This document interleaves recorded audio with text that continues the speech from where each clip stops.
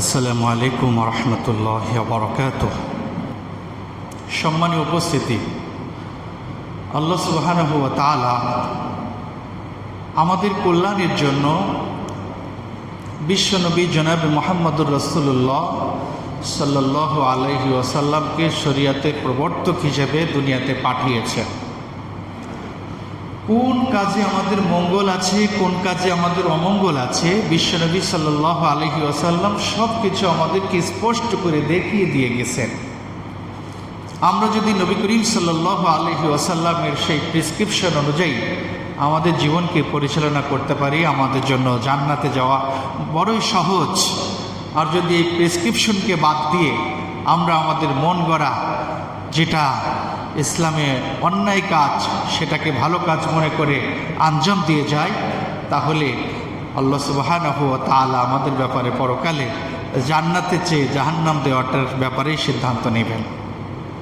আসুন, বিশ্বনবী সাল্লাল্লাহু আলাইহি ওয়াসাল্লাম যেই 7টি কাজ বান্দাকে বেঁচে থাকতেই হবে, বান্দা যেই 7টি কাজ করতেই পারবে না, যে 7টি কাজ করলে বান্দা একেবারে ধ্বংস হয়ে যাবে, এমন 7টি কাজ নিয়ে আমরা আলোচনা করি। হাদিসটি এসছে বুখারী শরীফ, মুসলিম শরীফ সহ সিহা সিত্তার প্রত্যেকটা গ্রন্থে এই হাদিসটি আমরা পেয়ে যাই।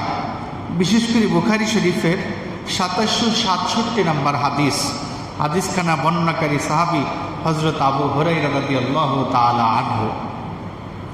হযরত আবু হুরায়রা রাদিয়াল্লাহু তাআলা আনহু যত হাদিসের রাবি আছেন, সব রাবির চেয়ে বেশি হাদিস বর্ণনা করেছেন হযরত আবু হুরায়রা রাদিয়াল্লাহু তাআলা আনহু।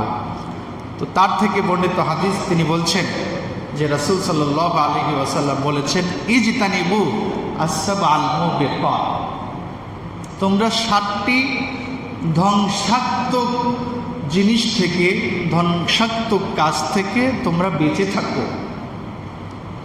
ক্বালু ইয়া রাসূলুল্লাহ ওয়া মা হুন্না, সাহাবায়ে কেরাম নবী করিম সাল্লাল্লাহু আলাইহি ওয়াসাল্লামকে জিজ্ঞেস করলেন, হে আল্লাহর রাসূল, সেই কাজগুলো কি কি?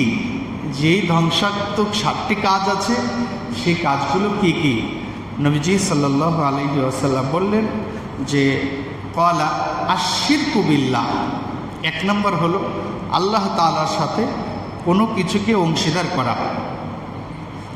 2 নাম্বার ওয়াস-সিহর, জাদু, কালো জাদু করা বা কালো জাদুতে বিশ্বাসী হওয়া।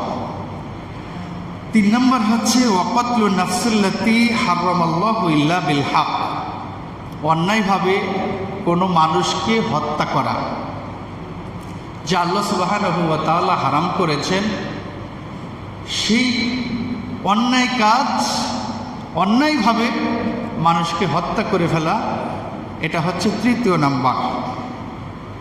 4 নাম্বার হচ্ছে ওয়াকলুর রিবা, সুদ খাওয়া।